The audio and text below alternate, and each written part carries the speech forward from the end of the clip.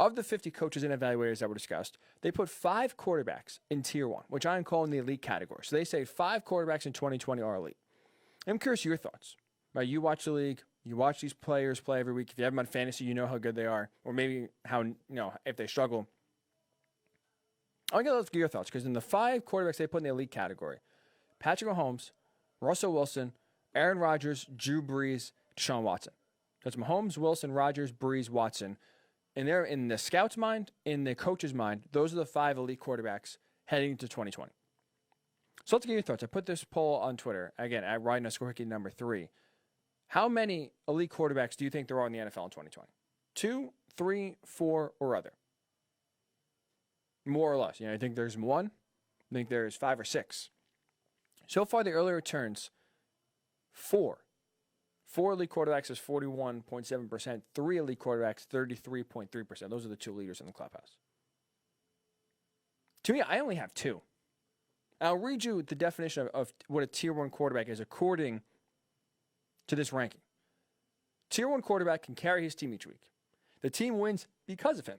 He expertly handles pure passing situations. He has no real holes in his game. So I read that and I think about that. And I say, okay, which team can carry his team each week? Or sorry, which quarterback can carry his team each week? Which team is winning because of their quarterback? Which quarterback has no holes in their game? When I hear that criteria, I only think of 2 quarterbacks. Patrick Mahomes and Russell Wilson. To me, there's no other quarterback in that category. So I would only put 2 quarterbacks in the elite category. I mean, Patrick Mahomes, we talked about this the other week when the NFL players decided to vote Patrick Mahomes as the 4th best player and the 3rd best quarterback heading into 2020. They had Lamar Jackson over him. Lamar Jackson is the best player in the NFL. And they had Russell Wilson over him. But need I remind you, we're talking about a guy who's already won the NFL MVP, who's already won the Super Bowl MVP, and has a Super Bowl ring under his belt. He's 4-1 in the playoffs, 28-8 as his career record. I brought up these stats last week as well. When trailing by 10 points or more last year, the Chiefs did it 6 times, including all 3 times in the playoffs. They are 5-1 in those games. That is the definition of an elite quarterback. That's the definition of a tier 1 quarterback. A guy who can carry his team. A guy that, because of his play, the team wins because of him. He has no real holes in his game, and he doesn't. He's mobile. He can throw in the run. He has great reads, a great arm, great accuracy. He has really all the tools it already takes to be elite, and he's still so young. Only 2 years in the league as a starter. So his ceiling is still higher, and we truly don't know how great he can be. But good news is, it only can get higher from here, it looks like. So he already has all the tools to be successful. And he still has all the potential to reach even a new level. So I look at him, I say, he's already elite. I look at Russell Wilson, this is a guy who's only gotten better throughout his career. Right, when they went to the 2 Super Bowls back-to-back and they won one, and when they just blew out the Broncos, at that point, Russell Wilson was a game manager. It was all about the Legion of Boom and that great Seattle defense. That great Seattle defense. You had a lot of big personalities on that team. You had Richard Sherman obviously being the voice of that defense. And it was looked at more the offense, and that, especially in that era, in that Legion of Boom era, it was more about, can the offense just do enough? Can they score enough just to win the games? Because you knew every week the Seattle defense was going to shut teams down and dominate that game. And it was, can the offense just do enough, a little, to give themselves a shot to win every week? Well, that is totally flipped on its head. The Legion of Boom is gone, and now Seattle is a offensive-minded team. They are led by Russell Wilson.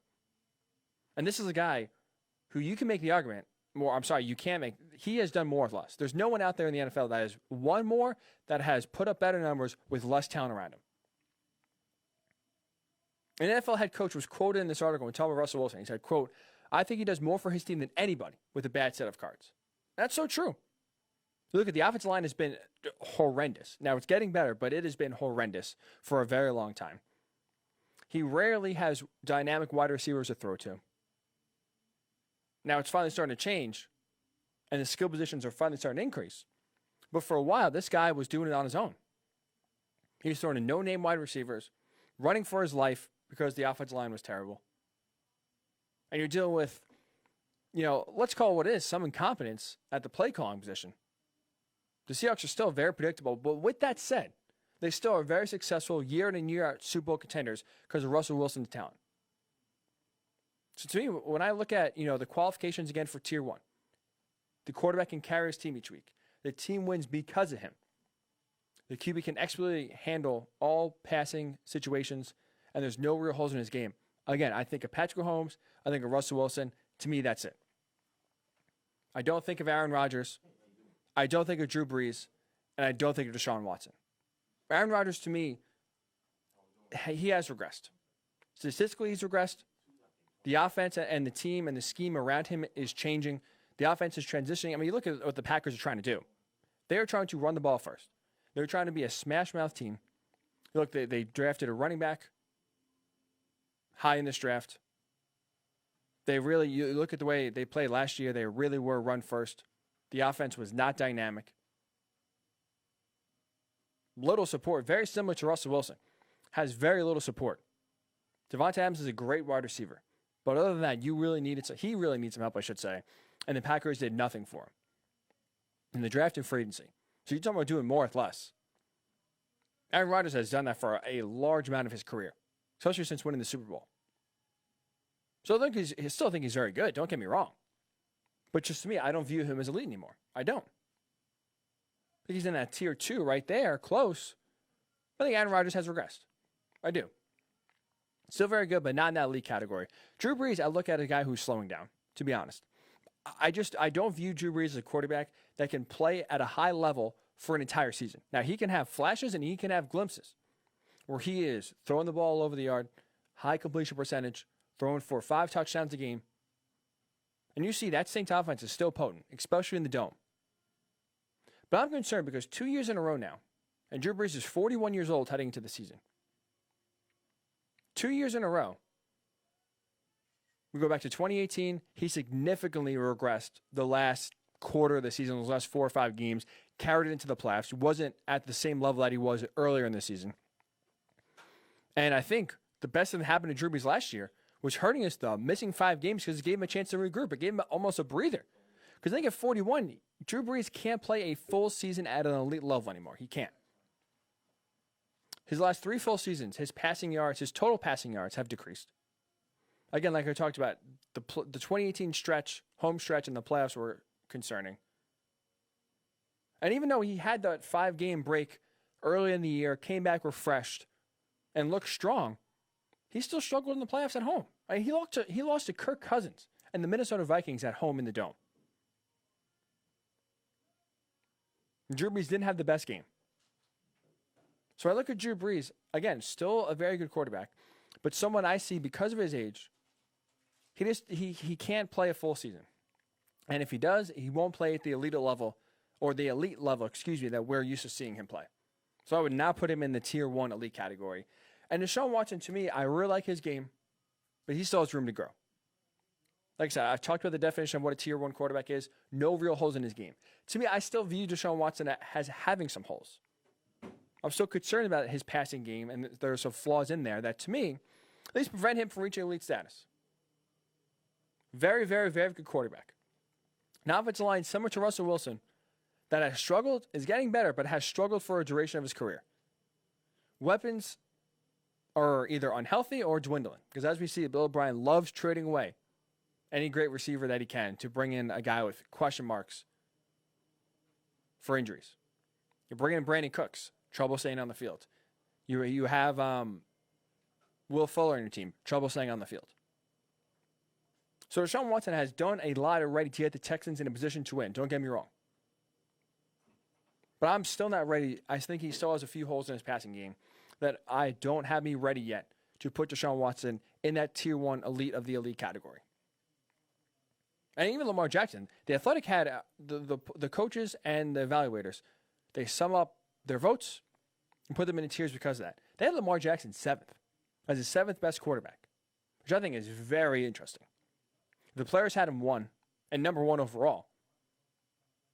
But these coaches and evaluators you talk to have Lamar Jackson as the 7th best quarterback. And I view Lamar Jackson similar to I view Deshaun Watson. I think he's close. I think he's knocking on the door. But there's still flaws. that I look at Lamar Jackson that get me worried. I understand he won the MVP. I understand, one of the best quarterback seasons we've had, especially on the ground. Led the league in touchdown passes. Extremely efficient. But that Titans blueprint that they had against Lamar Jackson in the playoffs, now 2 playoff games in a row where he has struggled, it gets me a little concerned. That's okay. Again, he's still very young. He's only 2 years in the league. A year and a half as a starter. He still has plenty of room to grow. Similar to Deshaun Watson, similar to Patrick Mahomes. So that's okay that he's not in the elite category right away. Not every young quarterback that comes in the league already has to be close, if not already in the elite category. It's tough to get there. It should be hard. It should be reserved only for the best of the best. Which is why I only think there's 2 quarterbacks that are elite, that you can consider elite, that you can say you will put any team around you. And the Seahawks have tried their best to put as bad of a team around them offensively as they can. And they'll still win. Or have a really good shot at winning. I don't look at Aaron Rodgers. I don't look at Drew Brees. I don't look at Deshaun Watson or Lamar Jackson as those guys that are similar to Patrick Mahomes and Russell Wilson. Which is why, to me, those 2 are so good that they deserve their own category. Which is why I'm putting them in the elite. I'm putting them in the tier 1 by themselves. The rest of the list, Rodgers, Brees, Watson, Lamar, Tom Brady, they're in tier 2. They're really good. They're on the cusp. But I want to see Lamar get over his playoff woes. I want to see Deshaun Watson take the next step and really become an elite passer. Aaron Rodgers, I think, while still really, really, really good, is not at the same level that he was even 2 or 3 years ago. Drew Brees, I think, because of his age, is regressing. And statistically, he is regressing. Can't stay elite for a full season. So I have questions about the rest of these guys to where I don't have questions about Russell Wilson or Patrick Mahomes. So because of that, that's why I only have 2 players in the elite category. I think it should be hard to get in the elite category. That's part of my frustration. Now, I will admit, I am a person that I feel the bar should be set higher than it really is. Especially when it comes to Hall of Fame voting. To me, I'm a big stickler, and I don't like, especially with Major League Baseball, the way it's trending, how a lot of guys are getting it. I think it should be reserved for only the best of the best. A no-doubter, a no-brainer. Continually, we're seeing, especially Hall of Fame, get watered down, I believe. So while I have high qualifications, high bar to me for the Hall of Fame, I view that the same way in these categories of elite. It should be really hard to get to the elite category.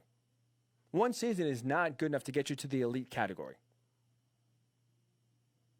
You got to do it over and over and over again.